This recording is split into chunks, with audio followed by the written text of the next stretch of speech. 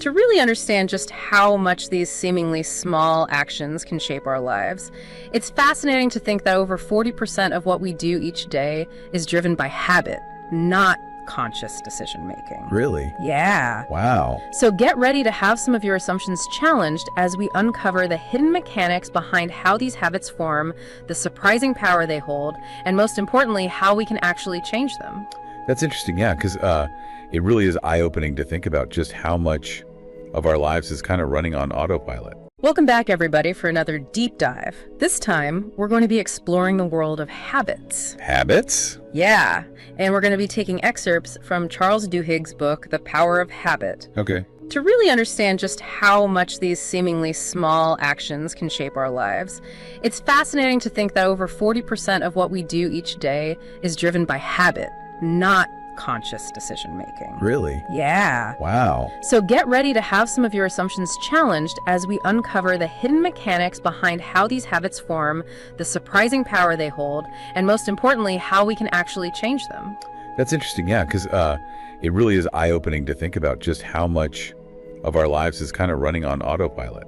Yeah. It makes you wonder, like, how much control do we actually have? It really does, and that's precisely what makes this topic so intriguing to me. Right. Duhigg starts by saying that habits are not just what you do, they actually contribute to who you are. What do you make of that? Well, I mean, it might sound like a bit of a philosophical statement, but there's actually some pretty fascinating neurological evidence to support that idea.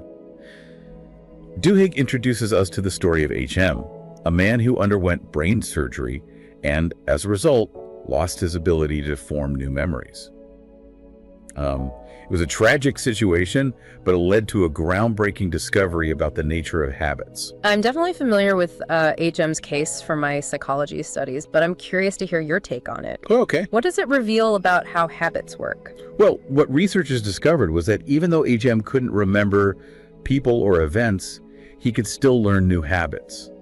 He would, learn a task like tracing a star shape in a mirror. Right. And get better with practice, even though he had no recollection of ever doing it before. This shows that habit formation relies on a different brain system than conscious memory. Wow. It's like there's a separate habit center that operates independently of our conscious awareness. So this habit center is essentially running in the background, shaping our actions even when we're not consciously thinking about them? Right. That's both fascinating and a little bit unsettling, isn't it? It is. It's like it raises all sorts of questions about free will, right, and the control we have over our own lives. Yeah. But before we dive too deep into that philosophical rabbit hole, let's break down the basic mechanics of how habits actually work. And Duhigg describes this as the habit loop. Okay, let's unpack the habit loop. Yeah. Because it sounds like understanding this is key to getting a handle on our habits. Absolutely. There are three main components to this habit loop. Okay. First, there's the cue, which is a trigger that tells your brain to go into automatic mode and start a behavior. Okay. It could be a certain time of day, it could be a specific location, an emotional state, or even the presence of certain people. Okay. You know, have you ever noticed yourself automatically reaching for your phone when you feel stressed? Oh yeah, all the time. So the stress becomes the cue. That triggers the habit of seeking distraction on your phone. It's so interesting how these seemingly small everyday triggers can actually hold so much sway over our behavior. So what happens after the cue? That leads us to the routine, which is the actual behavior itself. It's the action you take on autopilot. So in the case of stress in your phone, the routine might be scrolling through social media or playing a game. So it's not just the behavior itself, it's that it's tied to this trigger that makes it almost automatic. Right. And then comes the reward. Okay. The positive feeling or outcome you get from performing the routine. That reward reinforces the habit, telling your brain, hey, this felt good, let's do this again. So in the phone example, the reward might be the temporary distraction from stress, or that feeling of connection you get from social media. It's almost like a feedback loop where the cue triggers the routine. The routine leads to a reward. Yes. And then the reward reinforces the cue. Exactly. And this loop can happen entirely beneath our conscious awareness. That's why we often find ourselves engaging in habits without even realizing why we're doing them. Yeah, that makes sense. And here's the kicker. Habits never really disappear. Wow. They're encoded into the structures of our brains. So even if we manage to break a bad habit, Right. That neurological pathway is still there, lurking in the shadows, Yeah. waiting for the right conditions to reactivate. Exactly. That's why it's so important to understand this loop. Because once you understand the mechanics of how habits work, you can start to strategically interrupt that loop and reprogram those automatic responses. But breaking a habit isn't just about willpower. It's actually more about understanding the powerful role that cravings play. Cravings. Now we're getting to the heart of it. I have a feeling most of us can relate to the power of a craving. Absolutely. Yeah. As habits strengthen, our brains don't just passively perform the routine anymore. They start anticipating the reward before it even arrives. Right. We begin to crave that feeling, that dopamine hit. And that craving is a powerful driving force in the habit loop. So it's not just the reward itself. It's the anticipation, the longing for that reward that gets us hooked. Right. Yeah. I'm starting to see how this can be really tough to break free from. It's like our brains are wired to seek out those pleasurable feelings. Exactly. And one of the most surprising things Duhigg points out is how easily these cravings can be triggered by subtle cues in our environment, often without us even being aware of it. Yeah. And he gives this fascinating example about Cinnabon, the bakery chain. Now, I love a good Cinnabon, but I have to admit, I've never given much thought to their store placement. Tell me more. Okay, so think about it. You usually find Cinnabon locations in malls, but not in the food courts, where you'd expect them to be. They're often tucked away down a hallway or around a corner. Why do you think that is? Now that you mention it, I've noticed that, but I never really thought about why they would choose those less obvious locations. What's the strategy there? It's all about triggering those cravings. By placing their stores away from the main food court traffic, they allow the aroma of those freshly baked cinnamon rolls to just waft through the corridors, Right? hitting shoppers who aren't even hungry. That scent, the anticipation of that gooey, sweet reward, it acts as a powerful cue that triggers a craving, even if you weren't consciously thinking about Cinnabon before. Oh, okay. Now I'm starting to see the genius behind this seemingly simple strategy. They're playing on our sense of smell Right? and our subconscious desire for a treat, even when we're not actively looking for one. It's almost like they're planting the seed of a craving without us even realizing it. Exactly. It's subtle, Wow. but it's an incredibly effective way of influencing behavior. Yeah. So think about your own experiences. Have you ever found yourself inexplicably drawn to a certain food or store or activity without fully understanding why? All the time. Yeah. And now I'm wondering how many of those seemingly random desires are actually the result of cleverly placed cues designed to trigger my cravings. It's like a whole new layer of awareness has been unlocked. Right. But if these cravings are so powerful, how do we break free from them, especially when they seem so automatic? It feels like we're fighting against our own brains. It can definitely feel that way. But don't worry, there's hope. We'll dive into some practical strategies for changing habits and overcoming those cravings in just a bit. Okay, good. Yeah. I need some of those. Right. So how do we break free from those cravings, especially when they seem so automatic? It feels like we're fighting against our own brains. It can definitely feel that way. But here's the thing. Willpower alone isn't the key to breaking bad habits. Okay. And that's because willpower is actually a finite resource. That's a really interesting point. So you're saying it's not a matter of being strong or weak. It's more about understanding the limits of this mental muscle we call willpower. Exactly. It gets depleted throughout the day as we make decisions and resist temptations. Right. Think of it like a muscle that gets tired after a workout. Duhigg illustrates this with a fascinating study that involved cookies and radishes, of all things. Okay, now you have my attention. Cookies and radishes. This sounds intriguing. So in this experiment, participants were divided into two groups. One group was told they couldn't eat these freshly baked cookies that were placed right in front of them and had to eat radishes instead. Oh man, I can already imagine how frustrating that would be for the radish group. I'm definitely more of a cookie person myself. Right. And here's a kicker. Later, the participants who had resisted the cookies gave up much faster on a difficult puzzle compared to those who had been allowed to indulge. So it's like resisting those tempting cookies drained their willpower reserves, leaving them with less mental energy to tackle the puzzle. Precisely, this experiment demonstrates that relying solely on willpower to resist temptation can backfire. Instead of trying to white-knuckle our way through every craving, Duhigg suggests we focus on understanding our habit loops and creating systems that make good habits easier and bad habits harder. So it's more about being strategic than relying on sheer force of will. Yes, that makes sense. So what would be a more effective way to tackle a habit using this knowledge? It's about understanding your triggers, experimenting with rewards, and having a clear plan in place for those moments when cravings hit. Okay. Duhigg lays out a 3-step framework for habit change, which we'll discuss in more detail a little later on. But first, I think it's really interesting to see how these principles of habit formation have been used to influence behavior, not just on an individual level, but on a much larger scale. Yes, I'm curious to hear about some real-world examples. I have a feeling this applies to a lot more than just our personal habits. Absolutely. Duhigg shares some really fascinating case studies of how companies and organizations have used these principles to shape consumer behavior and drive massive change. I'm all ears.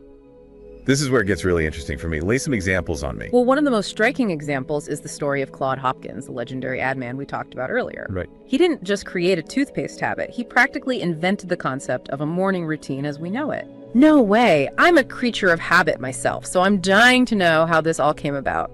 Take me back in time. What was the scene like back then? Picture this, it's the 1930s, and toothbrushing wasn't really a thing. Wow. Most people simply didn't see it as a necessary part of their daily hygiene. Interesting. Hopkins was hired to market Pepsodent toothpaste, and he faced a huge challenge. He needed to create a craving, a reason for people to brush their teeth every single day. So how did he crack the code? What was the secret sauce that got people hooked on brushing? Well, his genius was in identifying a cue that was both relatable and slightly unpleasant. Okay. He focused on something called tooth film, which is that slightly gritty feeling you get on your teeth if you haven't brushed in a while. I know that feeling. You hit the nail on the head. It's definitely not the most pleasant experience. Exactly. And Hopkins brilliantly turned that into a problem that needed to be solved, a trigger for a new habit. Okay. He launched this massive advertising campaign emphasizing how Pepsodent could get rid of that film and give you a beautiful, sparkling smile. So he essentially created a craving for that clean, fresh feeling in your mouth using the tooth film as the trigger. It's amazing how something so simple can be so effective. It really is, and it worked. Like magic, sales of Pepsodent skyrocketed. Hopkins had successfully used the habit loop to turn toothbrushing from a niche practice into a daily ritual for millions of people. It's incredible how understanding the psychology behind habits can be so powerful, but I have to admit it also makes me a bit wary. It's a bit unsettling to think about how these tactics can be used to shape our desires and influence our behavior, even if it's for something as beneficial as brushing our teeth. It's a valid point, and one that Duhigg addresses in the book. Okay. He talks about the ethical considerations of using these principles. Right. And the importance of being aware of how they can be used both for good and for less noble purposes. Right.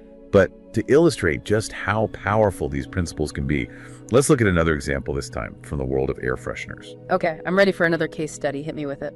This one involves Febreze, a product I'm sure you're familiar with. Yeah, it's very familiar. What's interesting about Febreze is that it wasn't an immediate success story initially.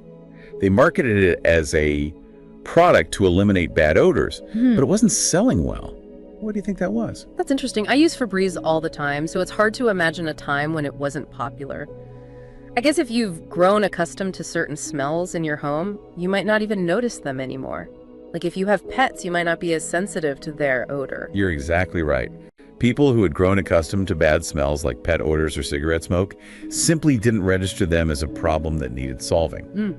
So the cue that Procter & Gamble, the makers of Febreze, were relying on simply wasn't strong enough. So they needed a new approach, a new way to trigger that habit loop. Precisely. They did a bunch of research and realized they needed to reframe the product. Instead of focusing on eliminating bad smells, they shifted their focus to the feeling of freshness and cleanliness you get after cleaning. That's a subtle but brilliant shift. Instead of focusing on the negative, they highlighted the positive feeling associated with a clean home.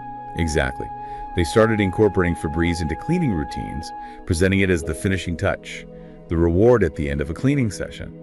They created ads showing people spraying Febreze on freshly cleaned laundry couches, beds, emphasizing that burst of freshness that completes the cleaning ritual. So they tapped into an existing habit cleaning and added Febreze as the final step, the reward that reinforces that feeling of accomplishment and satisfaction. You got it.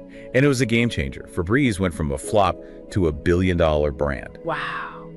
This story highlights how even seemingly small changes in messaging and positioning can make a huge difference when you understand the underlying psychology of habit formation. These examples are really eye-opening.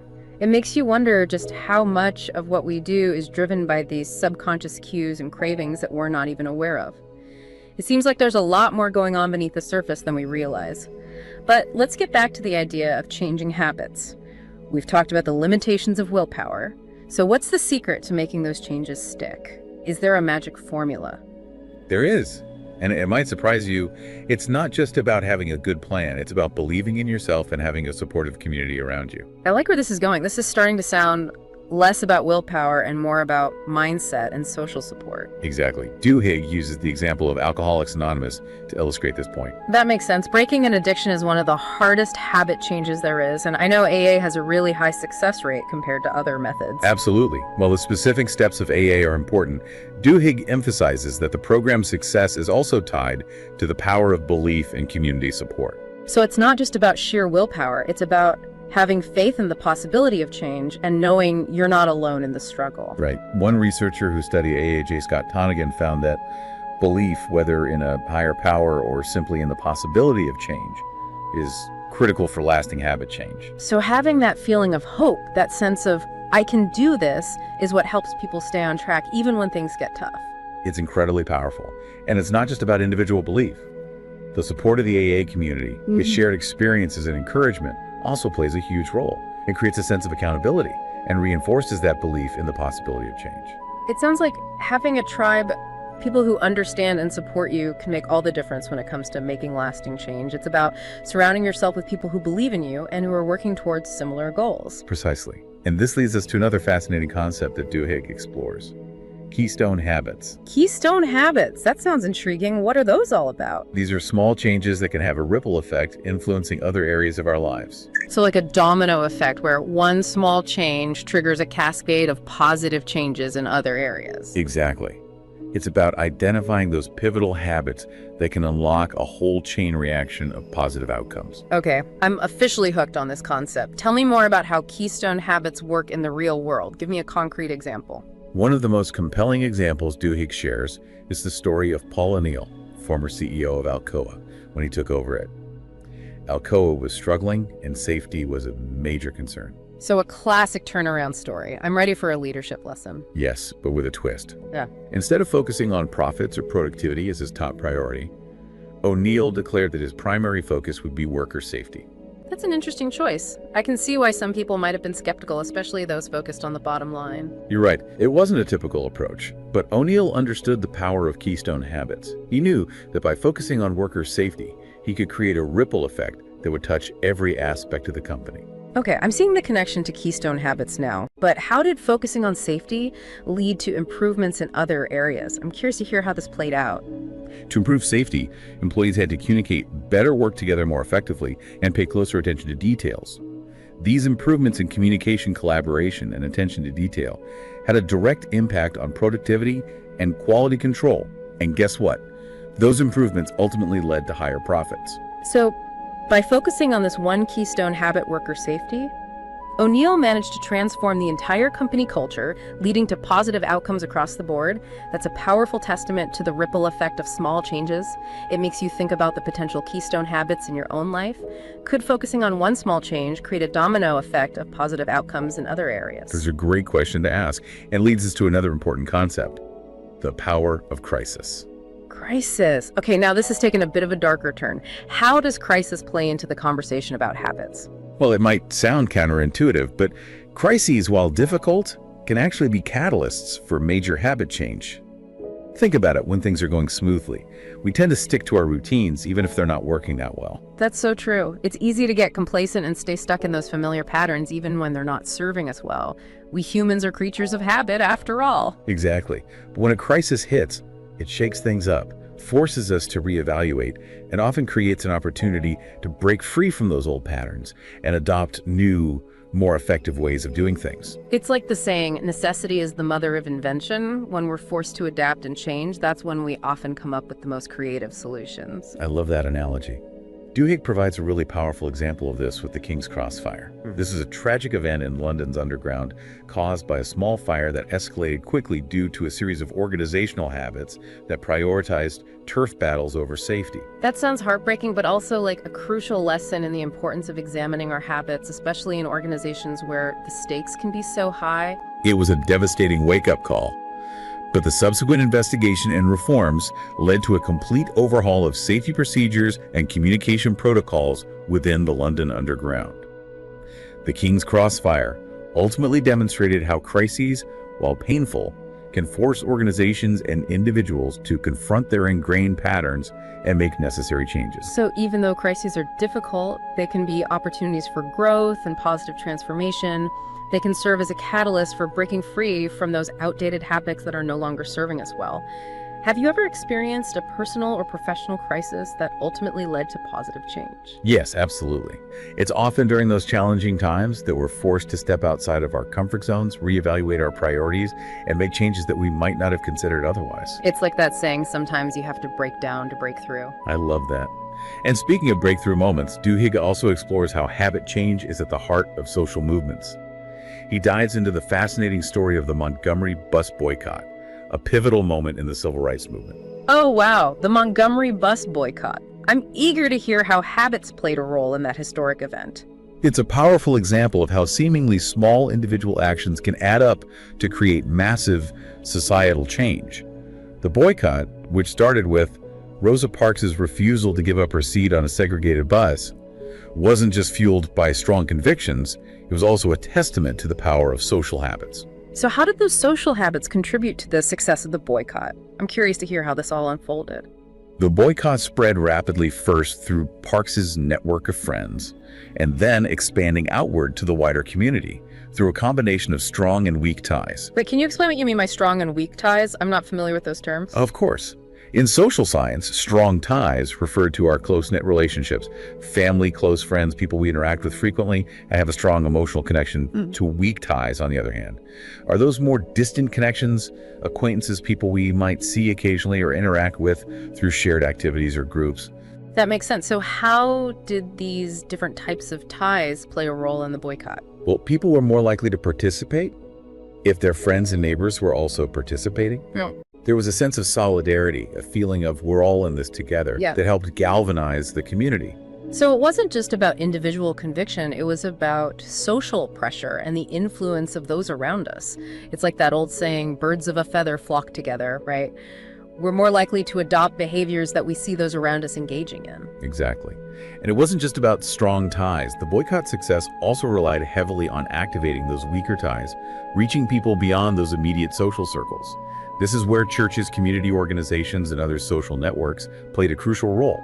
They helped spread the word and create a sense of collective action. So the boycott success wasn't just about powerful speeches or acts of defiance. It was also about tapping into those existing social habits and networks to amplify the message and create a movement that's a really interesting insight.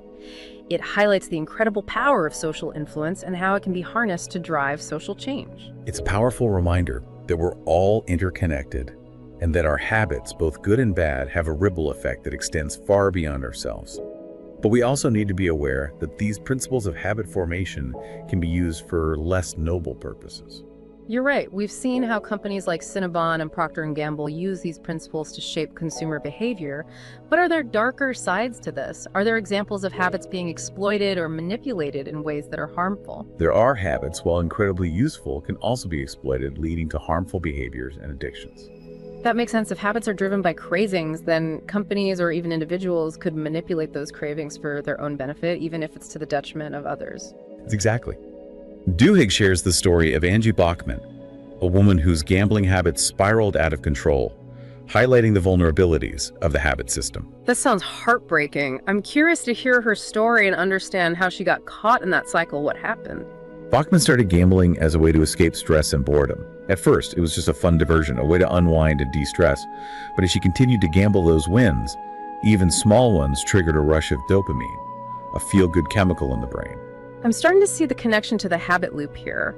Those wins acted as the reward, reinforcing the behavior and creating a craving for more. Exactly. This created a powerful craving for those dopamine hits, and that craving eventually took over her life. She started gambling more frequently, chasing those feelings of excitement and reward, even as the losses started to pile up. So it's like those wins, those rewards became addictive, and the gambling habit took on a life of its own. It's a reminder that these habit loops can be incredibly powerful, and sometimes we need to be aware of the potential for them to lead us down paths that aren't in our best interest. You're absolutely right, and what makes this even more concerning is that casinos are designed to exploit these very vulnerabilities. Okay, now I'm getting a little creeped out. How do casinos manipulate our habits? They use sophisticated techniques like near misses, flashing lights and sounds, and loyalty programs to trigger those dopamine rushes and encourage repeat behavior. These tactics play on our innate desire for rewards and our susceptibility to those feelings of anticipation and excitement. So they're basically hacking our brains using these cues and rewards to keep us gambling, even when it's clearly harmful. That's pretty disturbing, and I'm guessing this isn't just limited to casinos, right? Unfortunately, Duhigg points out that many companies, from fast food chains to social media platforms, use similar tactics to keep us hooked on their products and services. They understand the power of these habit loops, and they use that knowledge to keep us coming back for more, even if it's not always in our best interest. Wow, that's a sobering thought. It makes you realize how important it is to be aware of these tactics and to develop healthy habits that can help us resist those temptations. It's like we need to become more conscious consumers of our own habits, understanding how they're formed and how they can be influenced. It's crucial. And it raises a question that's both fascinating and a bit unsettling. If our habits are so powerful, if so much of what we do is driven by these unconscious patterns, do we really have free will? Ooh, that's a big one. Are we just slaves to our habits, or do we have a choice in the matter? I'm ready to dive into this philosophical dilemma. It's a question that has fascinated philosophers and scientists for centuries. Duhigg shares the story of William James, a renowned philosopher who struggled with depression and a sense of futility. I'm curious to hear how this ties into habits. Was William James able to find a way out of his despair? He was. James believed that we could cultivate a sense of agency and free will by intentionally choosing and shaping our habits. He literally willed himself out of despair by creating new routines and sticking to them. He decided to take control of his daily actions, choosing to engage in activities that fostered a sense of purpose and well-being, rather than giving in to the habits of despair. So he used habit change as a path to self-discovery and empowerment. It sounds like he discovered that he could break free from those negative patterns by consciously choosing to create new, more positive ones. Exactly. And his experience suggests that even though habits have a strong influence on our behavior, we still have the power to understand them, change them, and shape the course of our lives. It's about recognizing that we're not simply puppets controlled by our habits. We have the capacity for self-awareness. And with that awareness comes the ability to choose differently. That's a really empowering message. Yeah. It sounds like it's not about eliminating habits altogether. It's more about becoming aware of those automatic patterns and then making conscious choices about which ones we want to cultivate and which ones we want to break free from. Precisely. It's about taking control of the habit loop, understanding our cues, experimenting with rewards, and creating a plan for those moments when temptation strikes. It sounds like we have a lot more power over our habits than we often realize, but that power starts with awareness and a willingness to examine those unconscious patterns that are shaping our lives. But we're just about out of time for this segment. How about we pick up with that idea of taking control and dive into Duhigg's 3-step framework for habit change when we return? That sounds like a great plan. Let's give our listeners something to ponder in the meantime.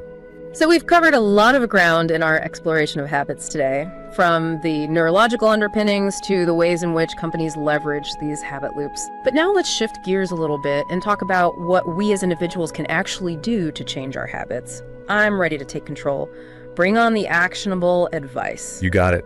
And the good news is, Duhigg doesn't just leave us with all these fascinating insights. He actually gives us a very practical framework for changing habits, based on, decades of research. Perfect. I'm all about putting knowledge into action, so let's dive into that framework. What's the secret sauce for making lasting change? It's a 3-step process that focuses on understanding and then strategically altering your habit loop. Okay. The first step is to identify the routine. Okay. And this might seem straightforward, but it's crucial to be specific about the exact behavior you want to change. Yeah. It's not enough to just say, I want to eat healthier. What does eating healthier actually look like in your daily life? Right. Are you trying to cut back on sugary drinks? Are you aiming to cook more meals at home instead of ordering takeout? Right. Pinpoint that precise routine you want to modify. So it's about getting granular, really defining the specific behavior that you're wanting to target. Exactly. Okay, that makes sense. It's like setting a clear target before you start shooting an arrow, right? Right. So what's the next step? All right. So the second step is where things get really interesting. This is about experimenting with rewards. Remember, how we talked about cravings being this powerful driving force behind habits? Yeah. Well, this step is all about figuring out what craving is fueling the habit you're trying to change. And sometimes the craving is obvious, like, wanting that sugar rush from a candy bar. Right.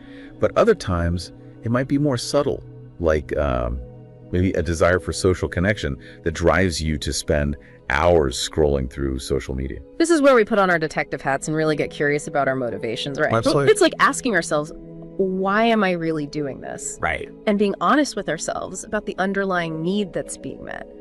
And I'm starting to see how this could be a real game changer in terms of understanding those deeper drivers behind our habits. Exactly. And once you think you've identified the craving, the key is to experiment with different rewards and see if they can satisfy that same need. Okay. So let's say you want to stop mindlessly snacking while you're working. Okay. All right. Your routine is grabbing a bag of chips or cookies from the pantry every time you hit a slump in your workflow. Yeah. But what's the reward you're really seeking?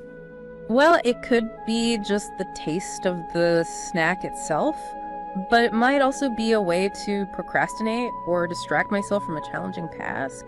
Or maybe it's a way to cope with boredom or stress, or I don't know, it could be a lot of things. Right. There could be a whole mix of motivations at play there.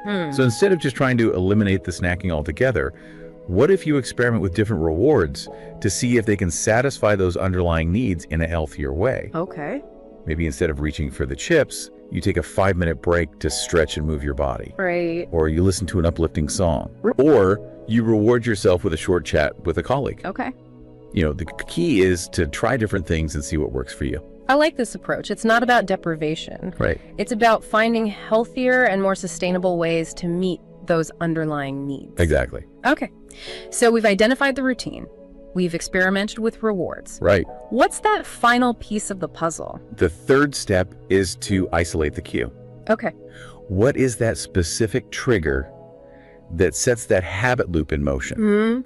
Remember how we talked about the power of those environmental cues? Yes. It could be the time of day, a particular location, an emotional state, or even just a sequence of events that triggers your brain to go into autopilot mode. So it's like becoming aware of those subtle signals that often fly under our radar, Right. but are actually driving our behavior. It's about bringing those unconscious patterns into our conscious awareness.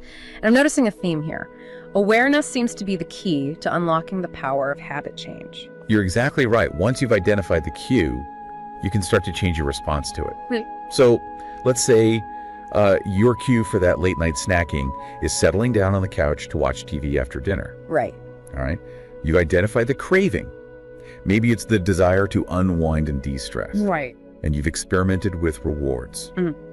Perhaps reading a book or having a cup of herbal tea satisfies that need just as well as the bag of chips. Okay.